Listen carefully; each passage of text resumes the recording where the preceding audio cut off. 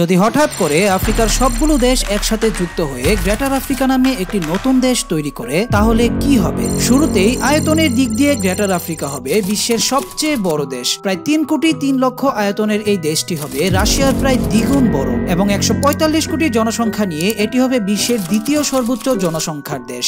এদিকে প্রায় $3 trillion GDP নিয়ে এটি হবে বিশ্বের সপ্তম ধনী দেশ। কিন্তু তেল, গ্যাস, স্বর্ণ, হীরা এবং ইউরেনিয়ামের খনি হিসেবে পরিচিত এই দেশটি হবে প্রাকৃতিক সম্পদের দিক দিয়ে বিশ্বের সর্বোচ্চ ধনী দেশ। প্রায় 28 লক্ষ মিলিটারি নিয়ে এটি হবে বিশ্বের সবচেয়ে বড় সামরিক শক্তির দেশ। তাছাড়া ভৌগোলিকভাবেও গ্রেটার আফ্রিকা হবে অনেক শক্তিশালী, কারণ দেশটি পৃথিবীর কেন্দ্রে অবস্থিত এবং এর চারপাশ সমুদ্র দিয়ে ঘেরা। ফলে দেশটি চাইলেই স্ট্রেট অফ জিব্রাল্টার এবং সুয়েজ খাল বন্ধ করে ইউরোপকে অচল করে দিতে পারবে। তবে অর্থনৈতিক তারতম্যতা, ভাষার অত্যধিক বৈচিত্র্যতা এবং সাংস্কৃতিক ও ধর্মীয় মতভেদ হবে দেশটির সবচেয়ে বড় দুর্বল দিক।